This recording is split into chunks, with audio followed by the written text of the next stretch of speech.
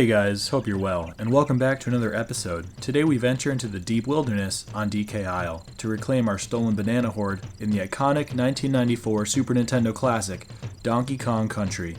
To say this game's graphics, music, and overall design made a big impact on the entire gaming industry upon its release might even be an understatement. For those that didn't already know, Donkey Kong Country was a character revival sent straight from the heavens, in a more epic and unbelievable fashion than anybody could have ever expected.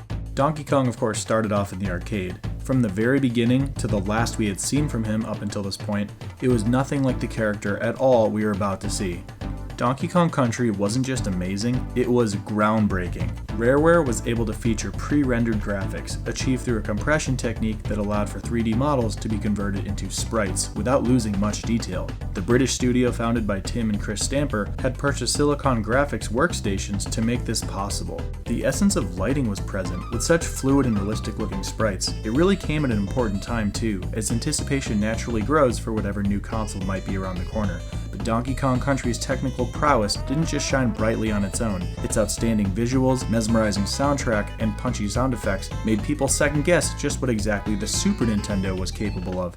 Featuring an unforgettable tag team style co-op that undoubtedly had a huge impact on so many friends and family. Donkey Kong Country had two playable characters, Donkey Kong and the debut of his little best friend, Diddy Kong. While one player mode has you controlling one character as the other trails as your backup in case you take damage, the co-op two-player mode plays more like a relay race. You do as well as you possibly can before your teammate has to carry on. Between the stretches of danger and anxiously hoping to hear the tapping of your nearby monkey partner inside a DK barrel,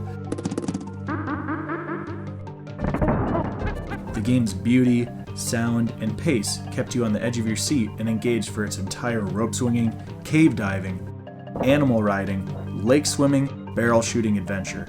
There are 6 worlds, 40 levels, capped off with a challenging final boss. Be sure to bring your best effort and tag your partner in for this one, because I'm Jeff, and this is MarMax Gaming.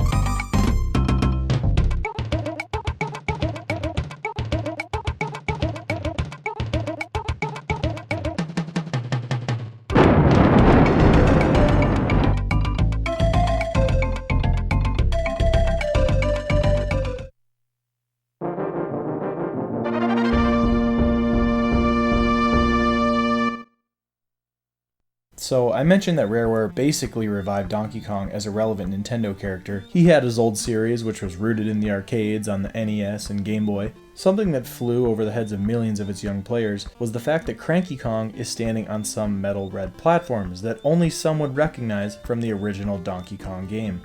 It doesn't look anything like who we're about to play with.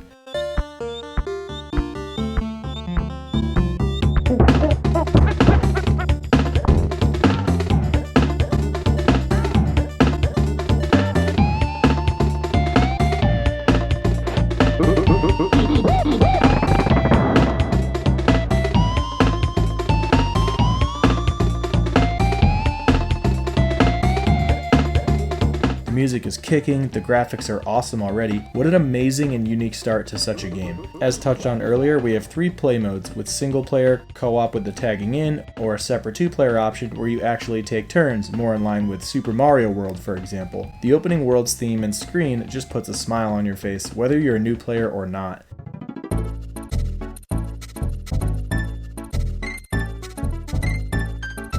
Let's talk about first impressions. There's so much to take in. The aesthetic, the epic Donkey Kong chest-beating call, which still sounds better than it ever has. It's so easy to be immediately mesmerized by all the pre-rendered glory that looks nothing like other graphics than you've ever seen on the Super Nintendo. They weren't just good, they were more like, rub your eyes, I can't believe what I'm looking at good. And with everything being based on 3D models, that only makes sense. And there's just one Beaver in the way before finding Diddy Kong. so you have a spare hit early on. They do everything right to really send the player from the starting line on a great note. After some beavers and kremlings, it doesn't really take that long to find another exciting surprise. Riding Ramby the Rhino, trucking through enemies with satisfying sound effects. And moments later, they surprise you again as you run forward, busting through a wall into a cool bonus area, complete with a 1-up balloon.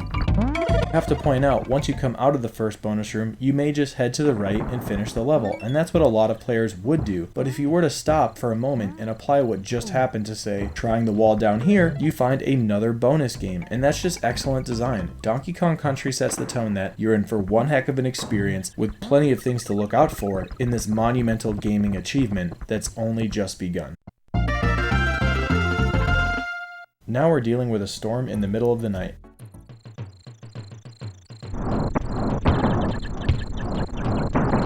It sounds and looks amazing. Plus, with new armadillo rolling enemies, they're letting you know that this one is going to be a bit trickier. We are introduced to a new stage element, vines and ropes, that the game has you climb or swing from. I love the contrast in color and mood from the last level. This attention to detail with the variety of lighting, insects, weather, time of day, on top of the look and sounds, it really feeds into the feeling of realism in a huge way. And as if this wasn't all cool enough yet, toward the end of the level, the night storm clears and the sun begins to rise. And at only 2 levels in, it really makes you wonder what else this game has up its sleeve. It's the type of design that's so conscientious in every single way, and every time I just want to give it a standing ovation. The third level is a gloomy cave with a very memorable and soothing tone.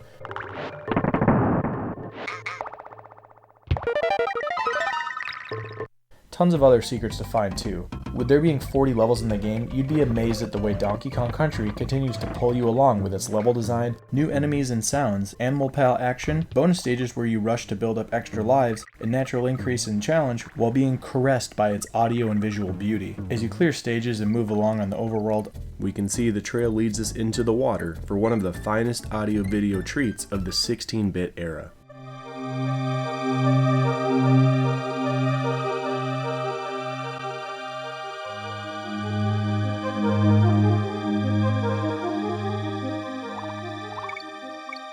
Everybody remembers this song. Plus, you have to admire how fluid the sprites are, with reflective lighting on the aquatic enemies, along with the vibrant coral foreground and the scrolling details of the background sandy floor or water surface. It's overall one of the more breathtaking things you'll find on the Super Nintendo. Before the world ends, they test our timing in the jungle with barrel blasting, which will end up being some great foreshadowing of other challenges later in the game. You have to love how the boss spot is always in giant piles of bananas as you venture out to reclaim your entire banana horde. One of the criticisms you may have heard are that the bosses are too simple, and there's definitely some validity to that, but not yet. This is only the first boss of the game, a giant beaver, or very naughty as the creators call it.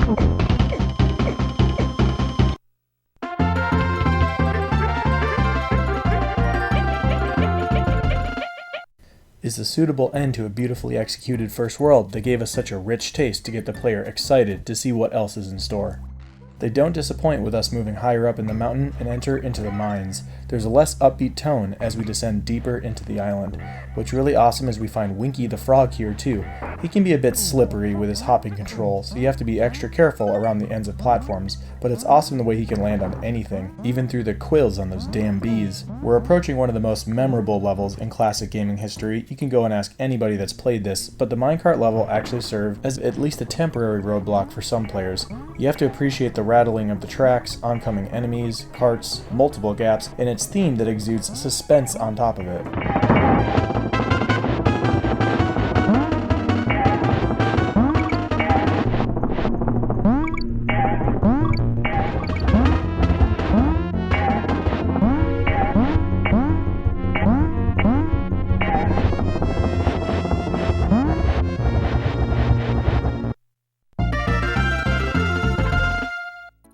Next mine level coming up, this time we encounter what I think many of us could agree is the scariest enemy in the game. Who remembers being terrified by these things? I mean, just look at them. Those quick steps are so creepy. Made even scarier by the fact you can't defeat these guys. You have to hit these barrel lights from green to red and do your best to run through sections before they wake back up. Each section is a bit longer and trickier. If you're super practiced with platformers, this won't overwhelm you or anything, but as kids, this type of level was downright terrifying. It's the type of freaky and challenging that might make you ask an older sibling or parent for help. It really was that severe. We get to experience a cool Aztec theme next, which really makes you feel like we're super deep into the island exploration. Lots of great level design and platforming tests. Something I could have mentioned earlier, there's a slight but decent discrepancy between your characters. Some large enemies are too big for Diddy to handle with his own bop, like the super buff Crocs. Diddy's perk is that he's a smaller frame to hit, and it really does feel like he's just a bit more nimble too. I can especially tell with the stretched, tougher treetop jumps. I'm glad it's not a big deal in most situations or in most levels, but it is something you have to be aware of at times when considering who you are controlling. There's great obstacle course feeling to moments in Donkey Kong Country, or little situations where they're just testing if you know what's going on. If you have the habit of jumping on all of your enemies, you at least have to be aware of your surroundings. Just like that, our second banana horde pile is in sight.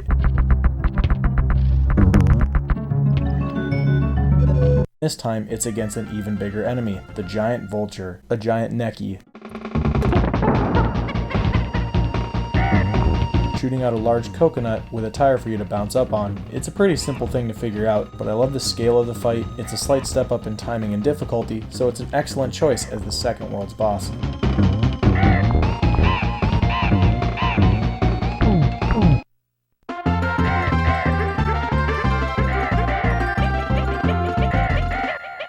As we venture higher up the mountain into the deep forest, this is where the game picks up the challenge just a bit more.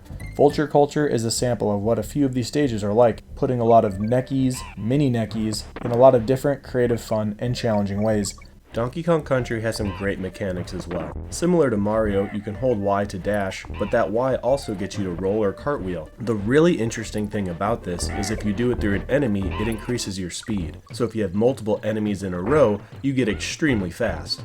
Not only that, you can jump out of your roll, so you could roll right off the edge of a stage and still jump, which is really interesting. Rolling down hills or steps also keeps your roll going, which is still a bit faster. So naturally, these things make it a very interesting game in speedrunning. And this bit of depth with its gameplay, along with its outstanding audio-video, really opens the door on great replay value. We also get to see a different level design with the treetop fortresses, and from a young kid until now, I've absolutely always loved this setting. I don't know what it is, but the style of it always stuck with me, probably because I wanted to live up there in a magical tree colony when I was younger. It reminds me quite a bit of the Star Wars tree houses in The Empire Strikes Back. A real test of timing that consistently rears its head is shooting from blast barrels. They honestly get really creative, and it's fun to see all the different stuff they were able to do with them.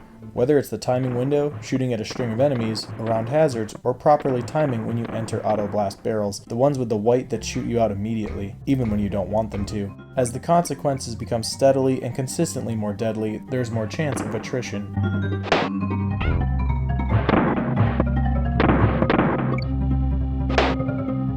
But Donkey Kong Country gives you a lot of chances to stack up lives if you at least keep an eye out for 1-ups, Kong letters for a life, bonus room opportunities, bunches of bananas that work like coins, and those gold animals that give you a great opportunity for at least 6 to 8 lives if you do it right. Getting to these rooms can be a big relief and give you a lot of help, if you can take advantage of them. They're also fun diversions of gameplay. I really enjoy their different environments, the challenge of outdoing my tries before it, and they have a cool exploratory element to them where you can find a 2x multiplier large golden animal if you know where to look, or venture deep enough into the bonus area. As far as which bonuses are the most helpful, for the ostrich I can consistently get 7, sometimes 8, at least 6 with the swordfish. Winky the Frog is also a consistent 7, but the worst off bonus area is with Rambi. They seriously barely give you any time at all to make your way one full length to the end and then coming right back. And you have to hop across these islands which don't have any on the way over there. And when I mean the timing is tight, I mean it's crazy where the timer ended on me several times.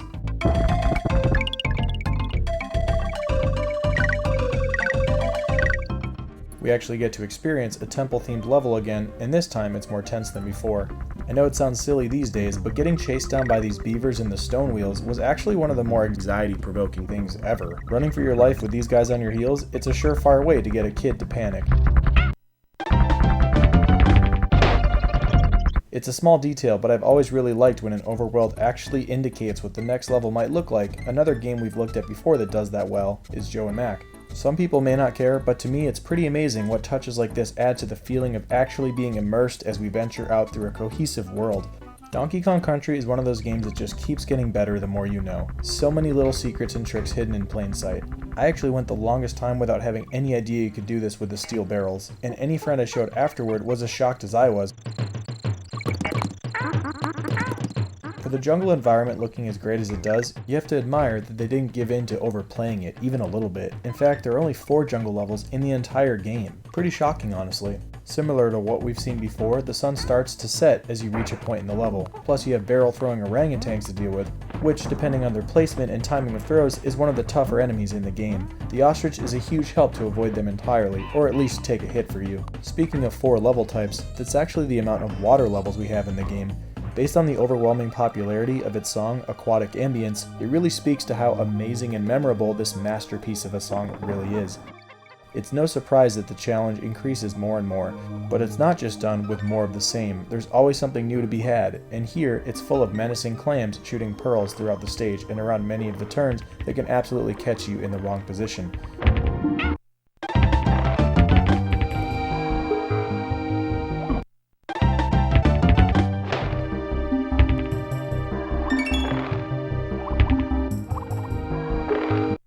The third world's boss fight is against a giant zinger, and just like the smaller ones, we can't jump on him.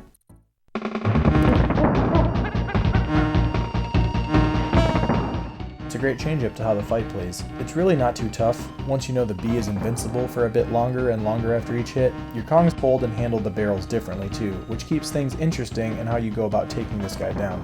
Some of it can feel quite stylish, and it's satisfying to pound this bee with confidence.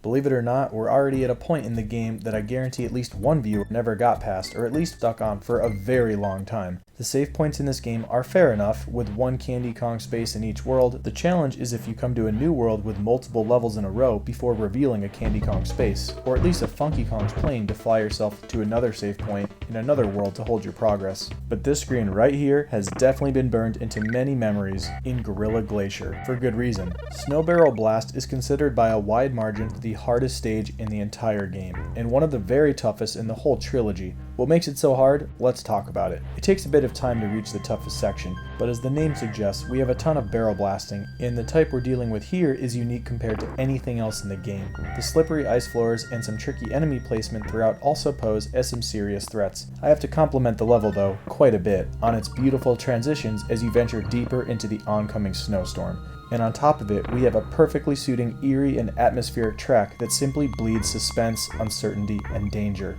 First transition, you'll notice the sky gets a bit darker.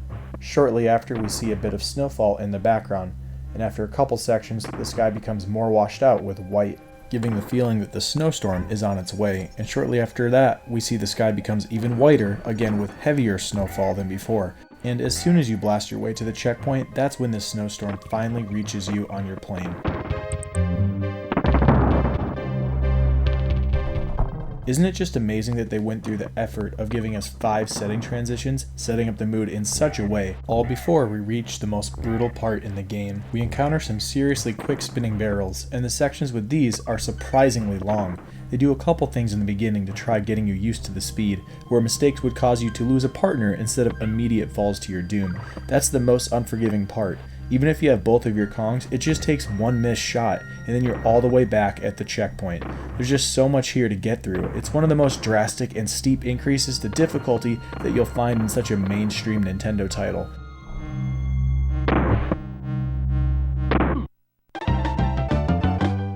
On the forgiving side of things, they do include something really important that I'm sure many players made the crucial mistake of not bothering with it, But before the section, this golden rhino here between the two bees, even if you miss your shot and lose a Kong, you still at least pick one of them up. And the idea here is, you only need 3 of these for a bonus level, and whether you grab the multiplayer or not, you could always at least earn 3 or 4 lives, if not 6 or 7 every single time, meaning you shouldn't ever reach the game over screen as long as you keep grabbing these.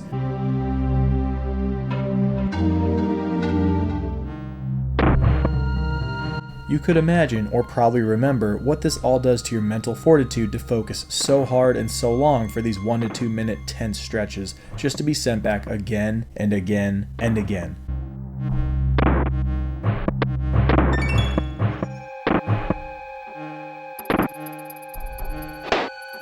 The developers knew it was really tough, and they included a shortcut to bail people out that I'm sure many players were relieved beyond belief if and when they accidentally discovered it. I know that's what happened to us a long time ago, and it's tempting to get in the habit of doing it that way every time. But for this playthrough, I definitely had to buckle down to do it for real, and I can assure you that even with all the other difficult tests we've done on the channel, this still holds up as a real challenge. Like we can see, I think they knew that this was a really tough level, and what's amazing is what they treat the player's eyes and ears to immediately after in the crystal caves of Slip Slide Ride.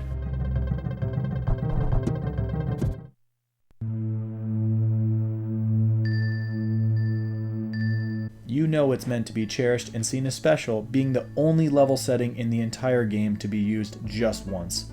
Its unique gimmick of the sliding poles, blue going up and purple going down, along with some tough enemy placement, can make being here pretty bittersweet though, and the daunting part of it, we haven't reached a save point yet. So if you can't get through this, that definitely means you're going against the barrel blast hell from last level again.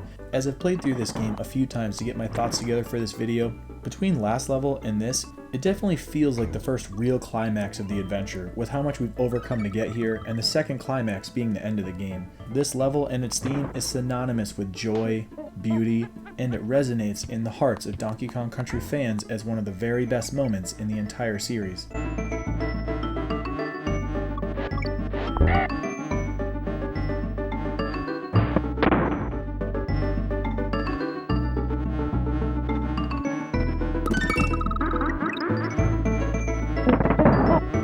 Even after all this, believe it or not, they follow with another level, as many would be begging for a save at this point, and to many players' horror, you enter into the same snowstorm weather that those beautiful caves only provided temporary relief from. Fortunately, it's nowhere near as daunting as the other level, and if you look to the left at the start, you actually get your ostrich friend who can help quite a bit. In a similar fashion to the first 2 levels of the game, we see the weather and lighting return to how it all started. As the storm goes through its 5 transitions in reverse order, things clear up as you make it through the level.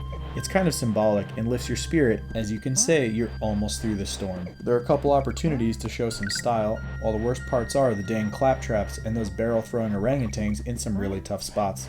At this point, you know millions of kids were holding back tears, begging for the save point to be next. But there's still another level in the icy waters of Croctopus Chase.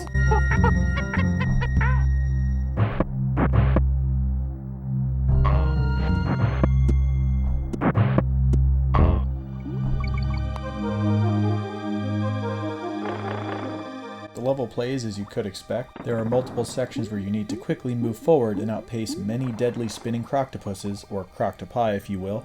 You even get some help from your old swordfish friend and guard to finish things off. At this point, after 4 levels that began with the hardest level in the entire game, you definitely think that we're at the save point now, but as you can see, they tease Candy's booth is in sight but not yet available, with still just one more challenge in Torchlight Trouble. Fans of the series, specifically Donkey Kong Country 2, could at least appreciate when we get our first appearance of Squawks the Parrot.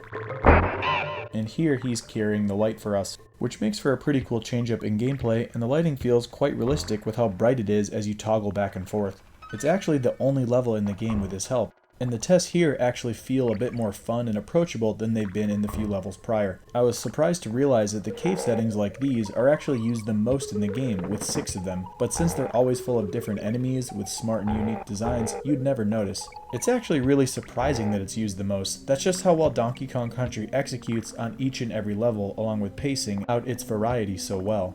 Finally we get through, it can actually save the game. Speaking of well-paced settings, the beautiful treetops are back, but this time they have a really cold, washed-out feel with its different, lighter color. It's another really cool level with all of the use of Winky the Frog, and it's super bouncy on top of that with all the tires and enemies over the gaps. As I've said, I love this theme. It's the second of only 2 treetop levels in the entire game, and I'm really happy that they reused this with the color. It's just a fun level in general.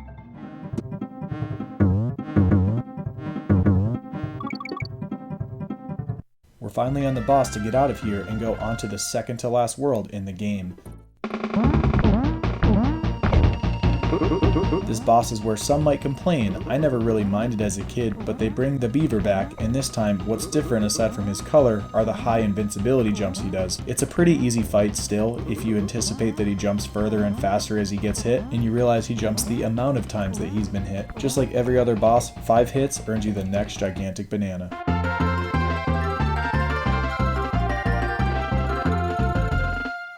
The next 2 worlds have darker atmospheres overall. A fan favorite theme and setting I'm sure a lot of people remember are the factories. Full of the burning oil drums with its unique up and down flow. Being able to roll a bouncy tire along is a cool thing we've seen before, but it's awesome to see familiar aspects of level design continuously building on itself, plus mixing with each and every new level theme or environment. Although the aesthetics are a lot darker, the level designs are kept fresh with new challenges.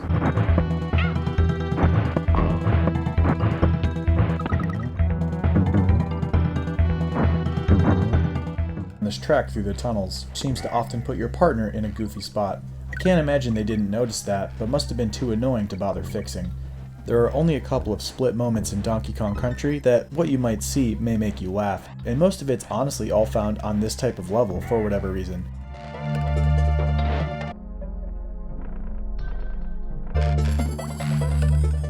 It's a sweet mix of ambient, dramatic music and a variety of challenges on your new platform at its varying speeds.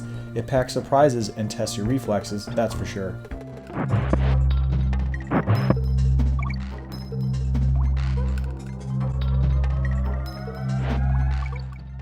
Venturing back into the caves, the difference here is the more deliberate attempts at being tough. Things pop up sooner and squeezes are tighter. It's not cheap or anything, just more things routinely popping up, so you have to tread carefully and move quick into those openings.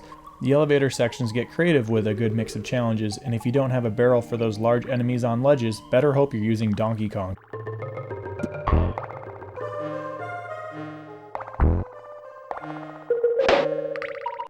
Timed jumps are tested. Rareware just continue to do a great job at giving each level its own feel and knowing how to always end them with a satisfying, if not also frustrating challenge. The last water level in the game has an awesome effect with its contaminated water, perfect aesthetic for the world. Donkey Kong Country's nuance throughout many of its levels is so keen and distinct. They were able to create so many great levels that do a very good job at never getting old, plus they kept creeping the difficulty or unexpected moments up. Speaking of that, we get to see another minecart level with some bumped up challenge, and the change up here is that your character jump out of the cart. That doesn't change things up too much, since the cart keeps up with you, except between cart exchanges, you'll be doing some careful bouncing on enemies to land where you need to.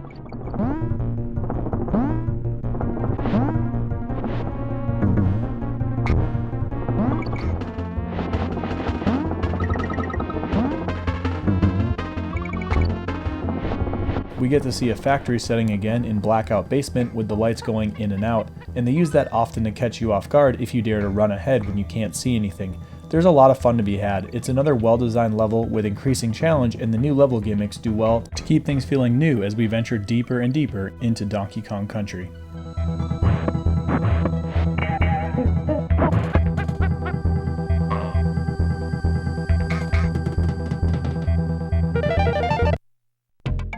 The boss here is pretty fun, but it's also criticized for being pretty darn lame and lazy. Like I said, I think it's fun. I don't have a problem with major battles reusing groups of common enemies, and that's basically all this is. You get out of the way from being smashed, then deal with a couple enemies. For the amount of cycles you make it through, the drum gets a bit faster, with its smash attempts going upward from 1 to 5. It's fun, just really easy. You could say it's a missed opportunity for another big boss, but now we're moving on to the final world in the game.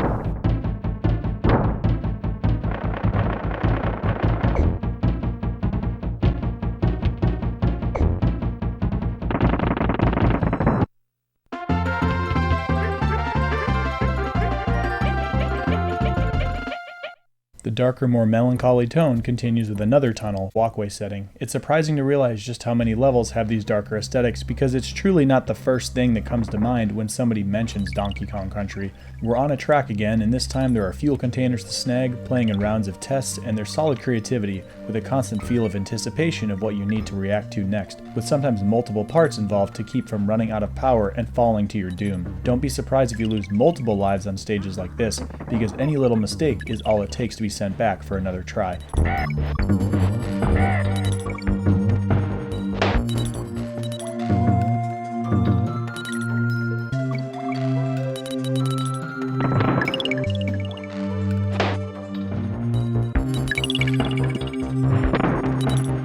Last cave level of the game. Things are brighter and easier to see with the lighter green background, and I appreciate that because super dark cave levels are okay in moderation, but I'm glad they're not made a regular thing. Spiky Wheels are moving about in different patterns, and they make for some engaging platforming and tests of timing. It definitely helps and adds to the fun that they give you Rambi the Rhino, making the stage even more forgiving if you were to be hit.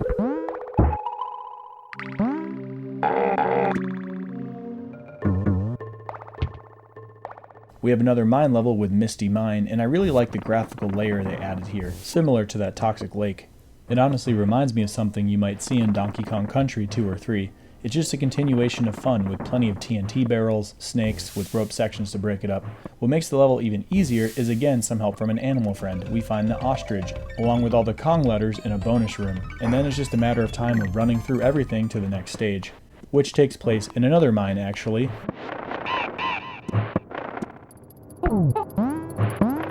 This time we have timed lights, similar to the green and red concept earlier, except it's the difference between seeing your surroundings or not.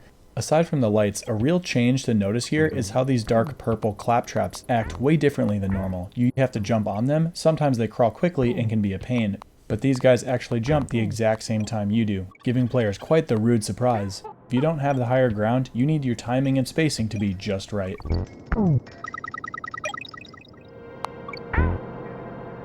Getting towards the very end here, next level is another dark one in a tunnel with more platforms to play around with.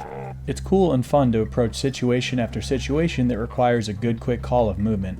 This is another point in the game that I could definitely see kids getting stuck on, because it feels like you really need to step it up another notch with just understanding how to go about some of these transfers. It's the last level in the game, actually before our last two boss fights.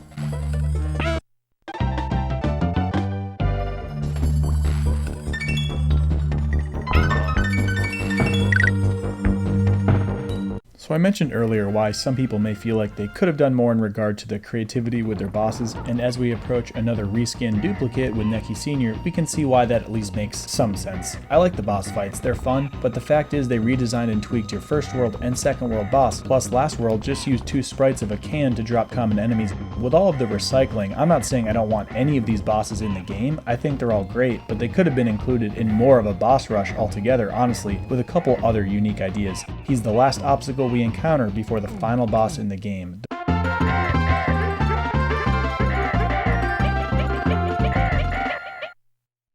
The ruler over all of these crocodiles and evil animals, King K Rool.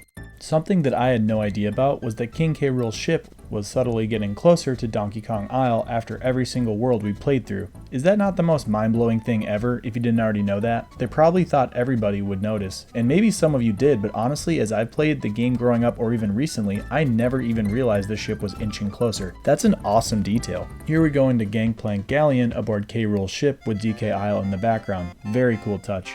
It's quite the different feel than the rest of the game too. It's really exciting and the ship you're in looks amazing. The fight itself can be quite a challenge. If you don't have it down, his progression of speed can catch you off guard. We have to compliment K Rool's sprite art too. After each of his attack phases, he throws his crown out, faster every time. The cannonballs that fall down in waves across the screen, more each time he's hit, can definitely catch you if you're not ready for the timing. What's a really solid little prank on the players, you could imagine a wave of joy and relief running through your young mind after a few hits and you think the fight is over, and then K Rool comes back to his senses. The fight isn't actually over. You could imagine his long jump caught millions of players off guard, and then you have to repeat the fight. There's just 3 more series of attacks from him. Long jumps, then some short jumps, Then finally, long jumps, short jumps, and surprisingly, short jumps again. Look out for the Randy Johnson pitch of his crown, and you've beaten Donkey Kong Country.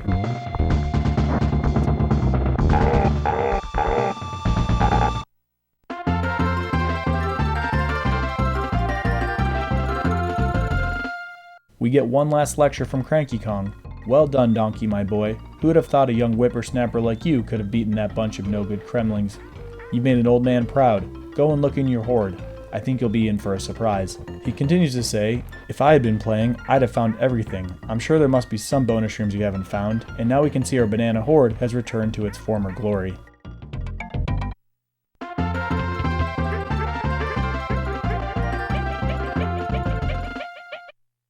You have to love that the adventure winds down in the place where it all started, with a scroll and naming of the cast members in the memorable pre-rendered greatness of Donkey Kong's cabin. All capped off with the beautiful credits concerto, and the cherry on top is seeing the playful dynamic of the two primate pals.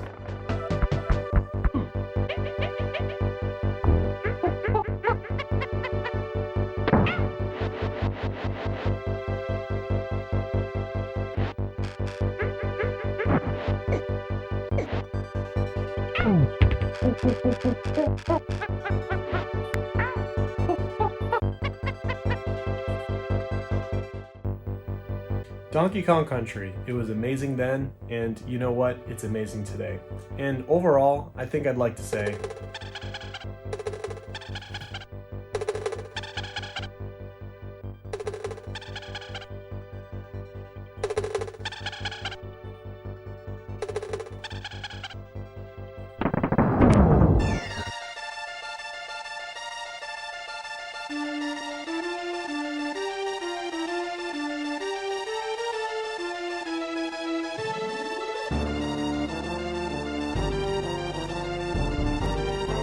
Donkey Kong Country 2, Diddy's Conquest? Well, first, let's not get ahead of ourselves. Let's at least see how this wraps up.